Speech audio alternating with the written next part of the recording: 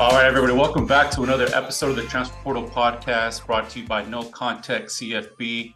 I'm privileged to be joined by two-time back-to-back national champion tight end for the Georgia Bulldogs, Ryland Goede. Ryland, how you doing, sir? I'm good, my brother. Thanks for having me on. It's gonna be a good time. Yes, sir. It is going to be a good time. Thank you so much for joining us. And it's almost like I'm going to take credit for breaking news. You announced about an hour or so ago you're transferring to Mississippi State, so you're still going to be a dog. So tell me about the visit to Starkville and how that went, and how everything went with over there. All right. It's been a crazy 48, 72 hours. Starkville was unbelievable. Went there with my fiance. She was on an official visit for volleyball. I was there for football. We did some stuff together. Got home late last night, kind of debriefed about everything, talked about it this morning. Called Coach Arnett, was like, let's make it a done deal. And so decided to do that. Yeah, that's awesome, man. The Bulldog's always a Bulldog, I guess, right? You're gonna maintain, you're gonna stay as a Bulldog, even though you're a little bit different location. So how does that? What was it about Starkville that kind of sold you on that? Like, what was it the offense or the program, or what did the coaching staff tell you that kind of sold you on it? Yeah, that's a great question. The thing that kind of clicked for me, and one of my mindsets that my fiance and I were praying through was just that God would just make the decision very clear for us, and our Yeah, faith really huge to us. And so um, it just felt right immediately. And dude, the people of Starkville are so unbelievably kind and nice. And everybody was just so genuine. Even the coaching staff was just really cool, and it was fun to get that to sit down with Coach Barbay and Coach Schmidt and Coach Friend, watch film for a couple hours, just go through what their envision and their vision is for the tight end go moving forward and where they see me fitting in. And their biggest pitch to me was, listen, we need a tight end, and you want to play somewhere. This is perfect. And so I felt like I spent the last 4 years, under four different guys that were in front of me that are, with Darnell getting drafted hopefully this year, four different dudes that'll be in the league on active rosters. And Brock Bowers is pretty dang good too. And so to get to learn behind those guys was just a blessing. And I feel like, especially the last year and a half, I've developed to where I can play at this level. And so just really excited to get there. And, the guys on the team are special. Will Rogers is a great dude. Forbes is an awesome guy. He'll be gone, but he's awesome. So it was great to be around everybody on campus. yeah, definitely. And obviously, the Mississippi State, that campus and that program and that fan base has dealt with a lot over the last few months as well. We know with obviously the passing of Mac Leach. So definitely good news for them, and I hope you ball out over there, man. And you kind of alluded to it a little bit too. You said about the tight end room with Brock Bowers and Darnell Washington and Eric Gilbert as well. And guys like that. How was that like, and how was it being in competition with those guys every day in practice and on game days as well? Dude, it's like it's tight end you, and it's going to be tight end you for a long time. I get there, and Charlie Warner, who's on the 49ers, Eli Wolf, who's on the Colts practice squad right now. Trey McKitty comes in the next year. He's, number two tight end for San Diego, or I guess the LA Chargers now, right? Yeah, like, Chargers. And then you got Fitzpatrick, who's now with the Falcons, and Darnell, who's probably going to be, late first round pick, and then Brock. It's just been unbelievable to learn from each guy, and each guy is so good at different things, and they represent different areas of the game. And so it's been fun to just pick up little things here and there. yeah, and obviously, when you do have that much talent around you, it's hard. Playing time's only so far, can only go so much. Distributed among all these different guys. How difficult was that for you? Obviously being a four-star guy coming in, you kind of you didn't see the field a lot or as much as you would like to. How did that make you feel? How did that impact you? And obviously now, making the decision to move on, how was that transition for you like? Yeah, man, it was tough. So I played baseball also at Georgia Yeah. my first 2 years. And so, dude, my summer schedule was so unbelievable. I would go my first summer there, I would go lift with the early group of football. I'd go to class for one or two classes, come back, we'd do meetings, 7-on-7 walkthroughs, book it straight to Atlanta for a baseball game in the evening, come back and do it again 5 days a week. And so my body was just tired. I was hurt a lot those 2 years because I was just doing too much. And so my junior year, when I felt I mentally I thought I was ready to play. I go back and look at the film, and I was just like, I was coming off so many injuries. I was nowhere near ready to play. And so it was tough to be real with myself and be like, listen, this next year is going to be just development. So my junior year, I put my head down, just worked. Only played in, I think, 6 or 7 games, not much. Didn't play on special teams. And then, this year I felt myself, I really saw strides towards the end of the year, throughout the year, to where I played in all 15 games and just not didn't still didn't play as much as I wanted to, right? But just still being okay with getting better every day. And that's the joy in it. It's just taking it day by day. Yeah, and I mean, obviously, when you have studs like Darnell and Brock, it's anybody. It doesn't matter who you put out there. It's going to be those guys are going to get their burn, definitely. So let's kind of go back to this season and the playoffs and going back to back. I mean, it's been a hectic few weeks, or hectic 2 years, more likely than for everything. So how was that like? How was going back to back like? And going through it the first time and beating Bama finally, and then coming right back and going undefeated and winning it again in such a fashion. Like how explain that? Like as a fan, it was incredible to watch, but as a player on the team, how was that like for you? Um, Dude, it's a surreal experience. Like you can't even put it into words how, especially the first year, how cool it was to win the way that we did and to feel that stadium, dude, when Keely picked the ball up. Stadium shake. I've never felt my body shake with the stadium, and that's exactly how it was. And so to win the way that we did that year, I feel like it had to happen that way. And then coming in this year, people always say every team is different every year. And we knew we were going to be good. Georgia's got great players; they're always going to be good. And so there were different struggles that we had to work through as a team, and every team's got their weaknesses, and so we just grinded through that. And I think one thing that helped us this past year was playing with confidence. Like, after doing it one time, it's like, all right, you broke the seal, like let's go. And so we knew we could do it again. We just had to execute, and there were two completely different years, and I think each, the record reflects that. But both are unique, and both are just, I mean, I'm so grateful to be a part of. Yeah, no, definitely. And so I was having a discussion with some friends of mine after the game, like winning 65-7 versus winning last year. How was a closer game as a player?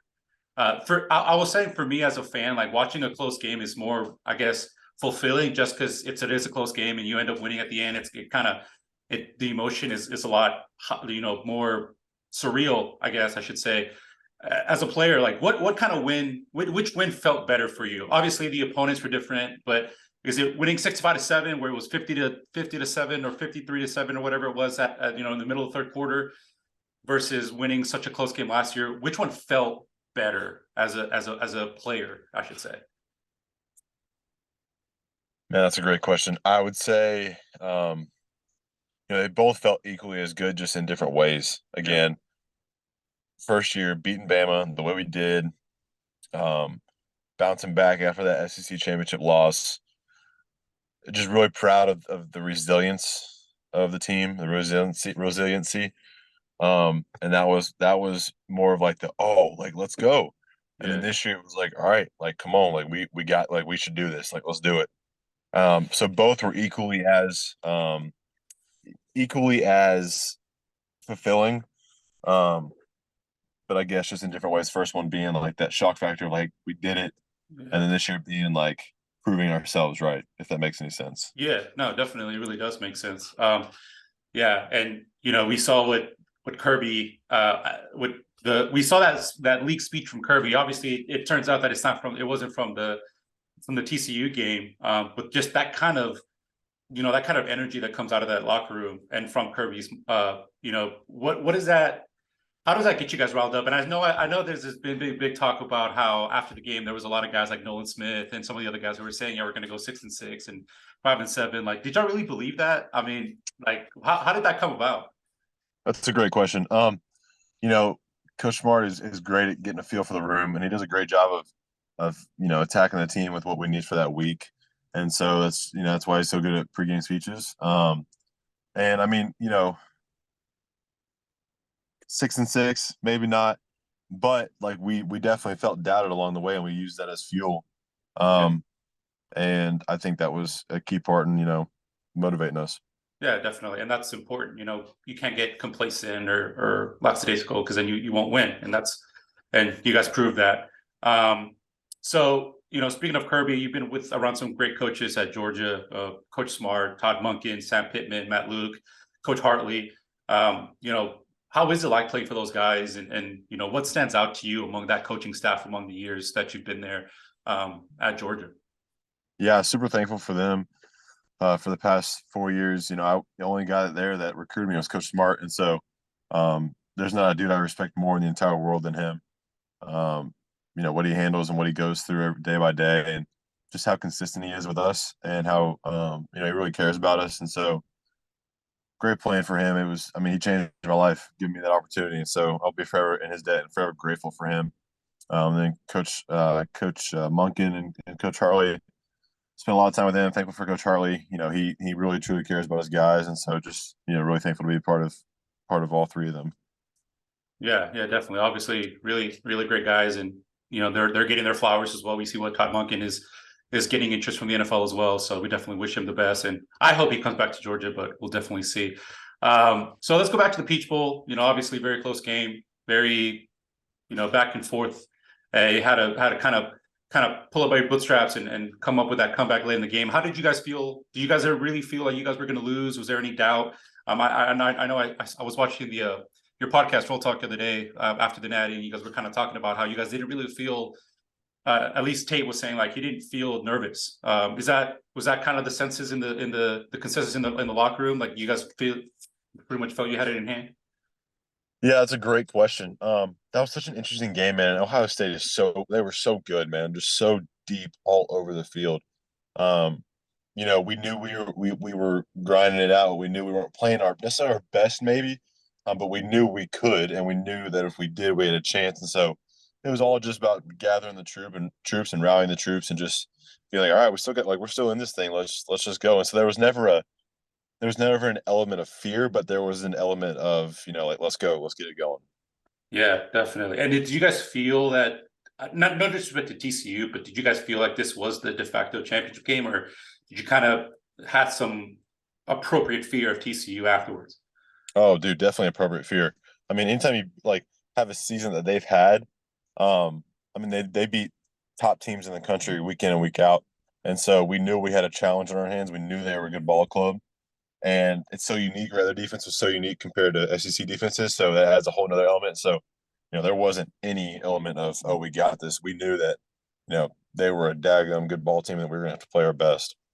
Yeah, they definitely were. I was cheering for them on all year. It was kind of sad to have to play them. It's kind of like I'm sorry that we have to do this to you. I was watching the game the other day. I was rewatching the game, and I saw you towards the end. You were after there was a play with, I think Carson handed off to Branson Robinson, and he got a few yards down the sideline. And then I saw you yelling at the Georgia sideline. Like you were just like screaming at something. Like, what was that about? Do you remember that? Yeah. I'm trying to think. Yeah, it just, just some fire in my butt, just a couple different things. But mainly just excited and you know, just Yeah. excited to be in that position. Yeah, definitely. I was like, man, this dude's fired up. Like, good for him. But yeah, that was a lot of fun to watch. And going back a little bit about transferring to Mississippi State. I know you are transferring with your fiance Alexa. How was that like? And did you guys have a plan of going the same place together? Kind of talk a little bit about that as well. Yeah, absolutely. So, she graduated in December and then put her name in the portal just to kind of see if there was any chance Hmm. that she could play in wherever I went. And if she was okay with not, but if there was a chance that she could, she wanted to take it. And Mississippi State was the first school to reach out to her, but at the time, Coach Leach was still the head coach, and I was like, "Sorry, baby, like they don't use tight ends; that they use the air raid offense, and so they don't have tight ends." And then condolences to everyone that had a relationship with him, and unfortunate events. And then the new staff came in, and they're the first school to reach out to me, one of the first schools, and so um, yeah, super pumped because we both get to continue doing what we love, and then doing a new place together with a new start. Yeah, for sure. I mean, being married, excuse me, being married for 4 years is definitely something that you want to do, is be around the people that you love, and especially that relationship. I know you were kind of running a little on time, so I have just a couple more questions for you. You waited until you graduated before transferring. Like, how important was that for you to see your time at Georgia through, and when did you kind of decide that you were going to transfer? Dude, that's a great question. Um, because to me, there's a big difference between transferring whenever and transferring after you graduate. Because I spent 4.5 years here, and I knew I grew up a Georgia fan, and so I always was a dog.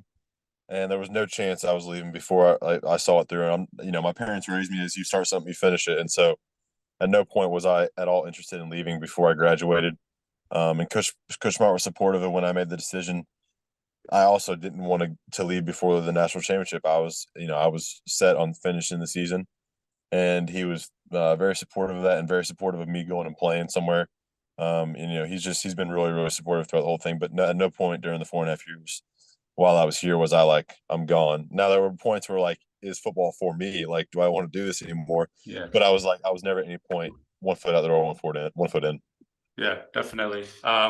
Yeah, no, it's awesome to see you do that, Ryland. I mean, you'll always be a dog in my eyes. Thanks, man.